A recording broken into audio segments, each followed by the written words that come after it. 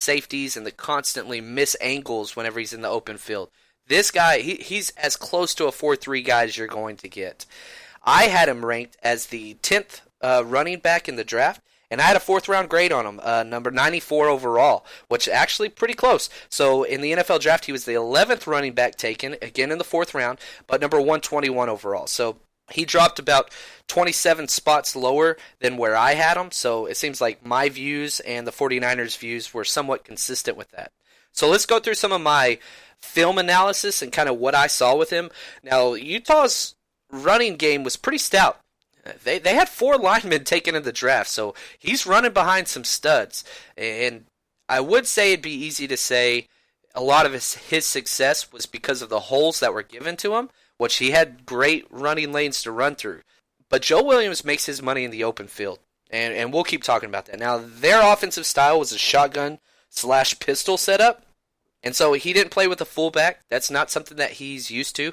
Hopefully having Juice in front of him, man, I'm so excited about this and opening up holes for him. He'll have a better chance at that, but he hasn't played in a traditional under center role, which he'll have to get used to, but that's not too hard of a jump for most running backs. It'd be different if he was more of a Leonard Fournette, Adrian Peterson power back, but that's not who he is. He's a speed guy. So he hits the hole with a purpose. If you were to ask me, what's the one thing that sets Joe Williams apart from other running backs, it's the way in which he hits the hole. That dude is shot out of a cannon, and if there's not a hole there, he'll make a little move, but he never goes backwards. He's not the shifty kind of running back that's dancing in the backfield. He does not do that. He is always moving forward. And if there is contact, he's falling forward. In the 8 full games and a lot of highlights and different drives tapes I've seen from him, I saw 1 tackle for loss, and it definitely wasn't his fault. He was met. This was one time in the bowl game, final game, I saw a tackle for loss, and it was not his fault. He was met by 2 defenders as he got the ball. He couldn't have done anything. Now, what's even more promising about that is 2 plays later, he punches it into the end zone. So it's almost like he got pissed off, he finally lost yards, and he went and scored a touchdown. And so as he hits the hole, I mean, it's nuts. And if he gets past that very first kind of break, the linebackers and D-line, that's where he's making his money, because he can set up those secondary guys with bad angles with his speed, and man, he has tremendous potential downfield. The amount of broken tackles that this guy has at the secondary level is just phenomenal. He does not stop at the point of contact, always churning his knees and knees up. He runs with a purpose. Now, his jump cut is very, very fun to watch. They run kind of a counter scheme where they would pull the backside guard to set up his running lane. So he'd take a false step to the right, get the ball, and bring it back to the left.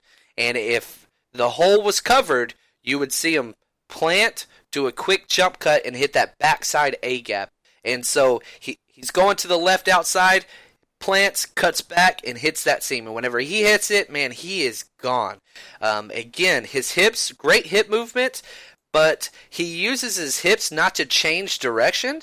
He uses his hips to stall the defender in the open field. So a lot less Barry Sanders jumping back and forth and covering a lot of ground laterally. A lot more kind of Gale Sayers twitch to make the cornerback or the safety stop and keep going the direction he's going. And so lots of positive yards. You're not going to see this guy run a lot side to side. That's just not who he is.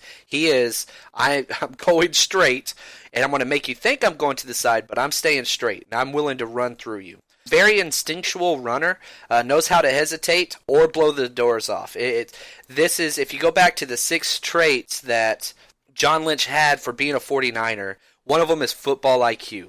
And I'm not saying this guy's going to pass a lot of tests on football knowledge. I'm saying he is an instinctual runner that doesn't have to think about what he's going to do. He just does it.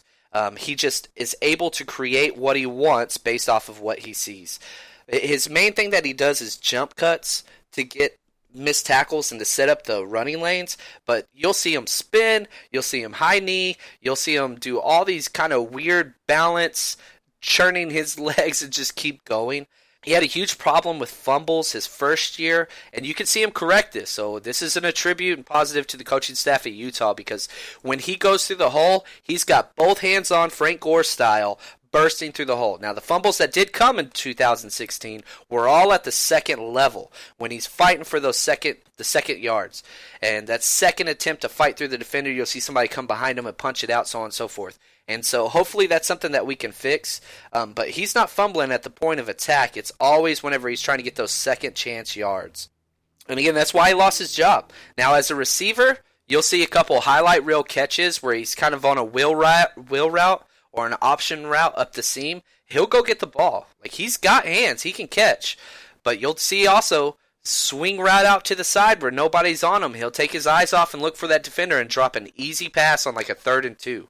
So this is something that's going to be interesting because if they don't get this fixed, you can't really use this guy to his full potential if he can't get on the field because he's dropping critical passes, easy passes, based on concentration. And his pass protection is a huge area of weakness. Early in the season, you can see him trying to cut block the rushing linebacker over and over and over and over again. You can't do that in the NFL. If you cut those guys, Clay Matthews is going to jump over you and get to the quarterback. And so you've got to step up and body up. He tried to do this a little bit the last 2 games of the 2016 season, but again, he's not eating up the grass. And so this is a term that's saying if you stay at quarterback depth and try to block, you're causing a problem because you're right in the quarterback's face. So what you have to do is you have to eat up space. You have to get up and make contact with the rushing linebacker at the line of scrimmage. That way the quarterback has those 3 to 4 yards to step up into his throw. And he does not do this. He kind of waits and catches and is just a get-in-the-way type of a guy when it comes to pass pro. And throughout the NFL, they'll all tell you, if you want to be a rookie and you want to be a young running back and make the squad and play, you've got to handle pass protection, blitz package pickup, things like that. I'm not sure where he's going to fit on this. Let's go to this part. Let's talk about scheme fit and kind of who this guy is and what it's going to look like. Everybody's talking about, again, I mentioned this earlier, when is Joe Williams going to take Carlos Hyde's job? I don't think it's going to happen, and I don't think it needs to happen. Shanahan, everywhere he has gone, he has used 2 backs. If you look at last year with the Falcons, with Devontae Freeman and Tevin Coleman, they had a 58 to 33% breakdown for snaps for those guys. Now, that seems like a big break, but it's not as big as it should be because Coleman missed 3 games with an injury. So if you look at the games where they both were healthy, it's like a 50-40 split. And I think that's what we're going to be looking at here with Carlos Hyde getting the majority and then Joe Williams stepping in and that Tevin Coleman kind of explosive role because that's who this guy is. You get him the ball in space, you create those schemes, and you allow this kid to just make plays. And so if he can handle his pass protection, I could see his snap count going up dramatically. But if he steps out early and drops a couple passes or gets Brian Hoyer hit unnecessarily, you're going to leave, instead of him going in on those 3rd down plays, you're going to start sending in Kyle Juszczyk because that dude, pass pro number 1, pass catching number 1. I mean, he's a fullback and he's not explosive, but you cannot have your quarterback get hurt in this league. So we'll see how that goes. Again, one thing that Lynch has come out to say, we are going to surround this kid with support. And we already have Coach Bobby Turner, our running backs coach, basically being his surrogate uncle. And so I am so excited to have this guy on board as a 49er, and I can't wait to see what he's going to do. Now, the upside, let's say he goes off, Carlos Hyde's in a contract year.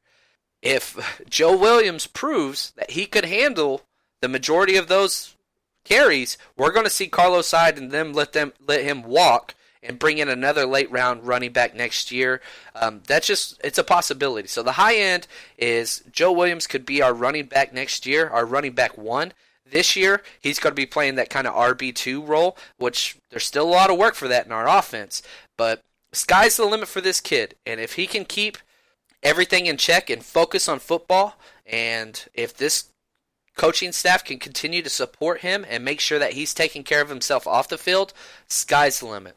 Well, thank you so much for listening to the 49ers Rush podcast. Again, give us a follow on Twitter, JL_Chapman. You got any questions for the show, leave those there. We'll make sure to implement those on here. And we'll catch you next time as we keep moving through this draft. So thanks again for listening to the 49ers Rush podcast.